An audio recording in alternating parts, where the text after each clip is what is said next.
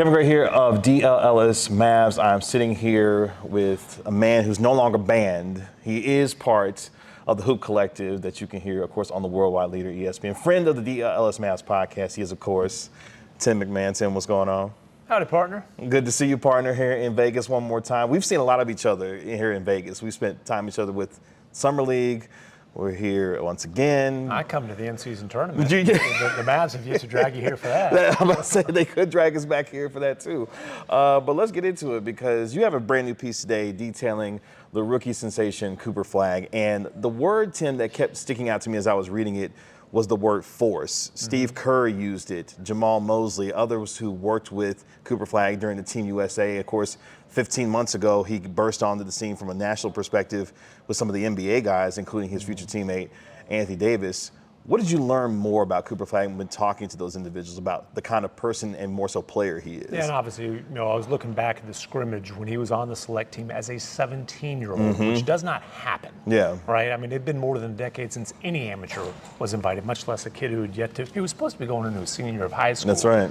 And didn't just hold his own, but like there were times where he took over the scrimmage. I mean, he absolutely proved that he belonged. And like you said, the word force keeps coming up. And force to me it's about being physically ready, but more than anything, it's about a competitiveness. And that's what constantly comes up when you talk to people about Cooper Flagg. He has a rare type of competitiveness. It's not as demonstrative as Kevin Garnett, but it's as fierce, right? I think if you ask Jason Kidd, he'll tell you he's seen this before in a young player named Giannis that he had in Milwaukee. And so absolutely they were impressed with the competitiveness. They were impressed that, with the skill, the fact that he was physically ready. But, Jamal Mosley, who was the obviously former Mavs assistant, was the select team coach.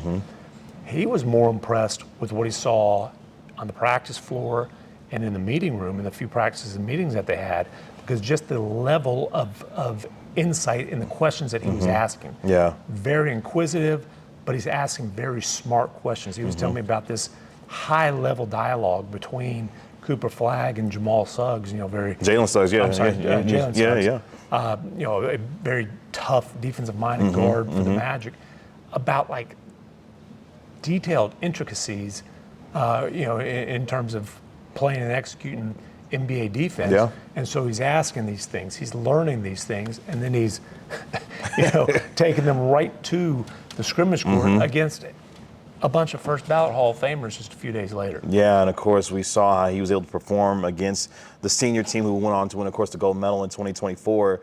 I'm sure at some point Cooper Flagg will be a member of Team USA, maybe as soon as 2028, maybe. Well, I would say whenever he wants to be used, I think pretty much what that's going to look like. I'm sure would want him to play in the World Cup, but they invited him to play for the select team in 24 with the idea that he could be a part of this thing, Olympics-wise, in 28 for sure. Which, of course, is going to be in Los Angeles, California, with something that Jason Kidd knows a little about the California area for sure. Let's stick with the Mavericks in terms of this preseason so far. Cooper Flagg making his debut against Oklahoma City, obviously against Charlotte as well, had the game against Utah. What has been your overall impressions of Cooper Flagg in his first 3 games, even in this preseason so far? Yeah, I think that it's interesting. He's had some scoring flurries, but I don't think he's going to step right into the league being an offensive engine. They are asking him now to step right in as the primary facilitator. Like, this is, I guess it's still in the experiment phase with Cooper Flagg at point guard, but the fact they gave it a look, 2 games with D'Angelo Russell in the starting lineup, and then switched to the supersized starting lineup, that's what we're going to see going forward. And so I think that it's been little things with him that have really stood out to me. Oklahoma City obviously didn't bring most of their championship core, but one guy they did bring was Cason Wallace, one of the most disruptive defensive playmakers in the NBA.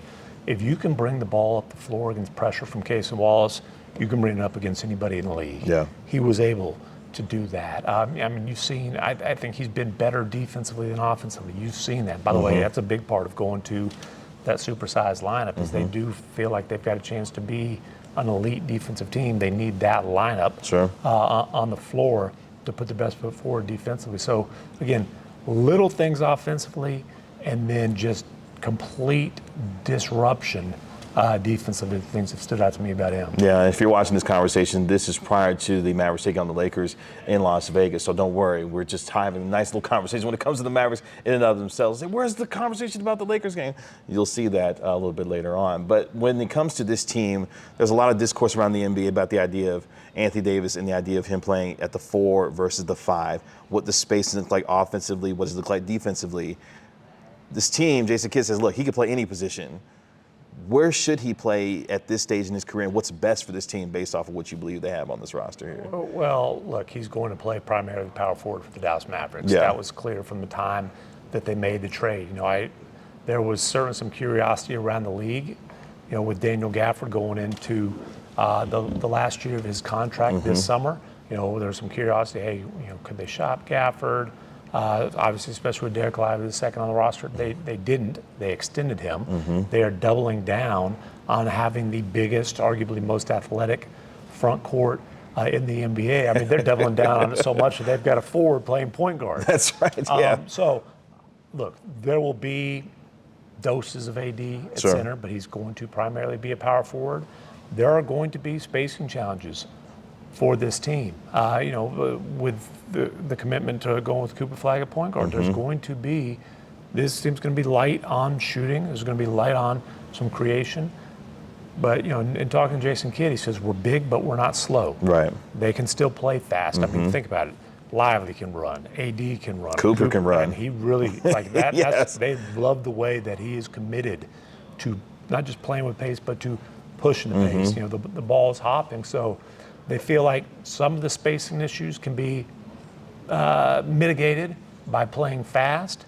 Some of them can be mitigated by playing with a lot of force, right? And when you talk about, you get back to that word force leads to second possessions. Look at the Houston Rockets. They're playing bully ball. Their best offense was throwing it up against the rim and go getting the rebound. Yeah, right, exactly. And they put a scare in the Warriors playing that style without a go-to guy. Yeah. And then force is also getting to the free throw line. There's no spacing concerns if you're shooting free throws. You're going to have some guys lined up there, and you're going to stand 15 feet. A lot of space shooting free throws. So, they feel like they can create some threes with pace, but they want to be shooting free throws, and they want to be getting second possessions, and that's what they hope can kind of make up for a lack of, like I said, creation, shooting, and skill in that starting lineup. When you look at the Mavericks overall in the Western Conference, we're a little over a week away from the season starting. Obviously, Oklahoma City, Denver, Houston with Kevin Durant now. Where does this group fit as they work Kyrie Irving back when he does come back? And can they stay afloat enough to make a run by the time Irving gets back? Well, and so there's a lot of questions that we don't have the answers to, right? Starting, when will Kyrie Irving come back? He's working out. He's doing a lot more than just stand still shooting. He very clearly does not want to put a timetable on it. J. Kidd pushed back strongly on the ahead of schedule thing. Likely some point midseason, but it's when will Kyrie return to the courts, one big question. And then the bigger question is, when will he really return to form? He was playing at an all-NBA level when he went down. They need Kyrie playing at an all-NBA level to be any sort of real threat in an absolutely loaded Western Conference. So if those things happen, they'll have a chance to be a threat, but it's Oklahoma City. To me, you can put Houston, Denver, and I think you got to give Minnesota the respect of being back-to-back conference finalists in that second tier. Maybe even Golden State. The LA team's going to have something to say. Honestly, to be top 6 is going to be tough. I think the Mavericks more than likely end up as a play-in team, and then the question is, are they a play-in team that has a puncher's chance? When the postseason rolls around. Jason Kidd gets a new contract extension with this team. So when you look at the overall brain trust and the core of this team, Jason Kidd, Kyrie Irving, Anthony Davis, who has a new contract extension kicking in this year, Nico Harrison here as well. It feels like no matter how you may feel about the Mavericks and how they've gotten to this point, they've got their core locked in long term.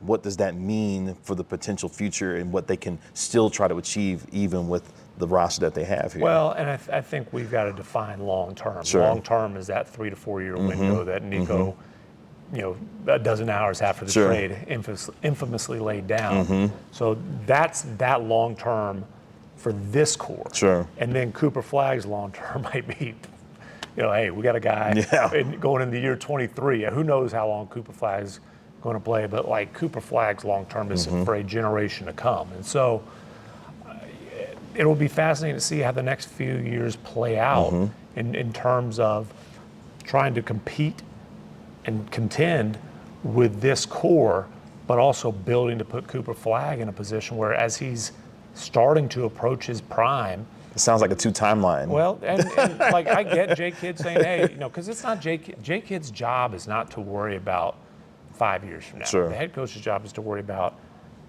the here and now. Now, some of the stuff with Cooper Flagg playing point guard now, I think can benefit him, can and should benefit him long term, just as it did when Jay Kidd had Giannis essentially running the point in Milwaukee at a very early stage in his career. But the Mavericks are going to have some long term, as far as Cooper Flagg's timeline, long-term challenges building around him, simply because of all the draft capital they gave up to successfully build a contender around Luka Doncic. That's right. They're still out control of their first-round picks from 27 to 30.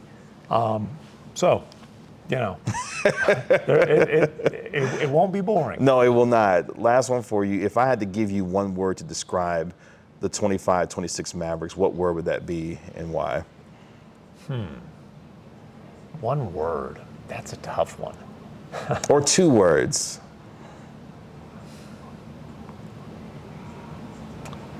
Big is the first word that comes to mind. For sure. They are definitely very big. Big, honestly, that is the first word that comes to mind. I'll go big challenge. Big having kind of a double meaning there. And the challenge is being, a lot of the moving pieces, the Kyrie part, and just, trying to position themselves to be a factor when it really matters in April, and they hope going beyond. Yeah. You can find him, of course, on ESPN, NBA Today, Hoop Collective, wherever you can find this man. He's going to be there on ESPN, and he's a friend of the Dlls Mavs podcast. My guy, Tim MacMahon. Tim, as always, appreciate the time, man. Thank you. Adios, amigos.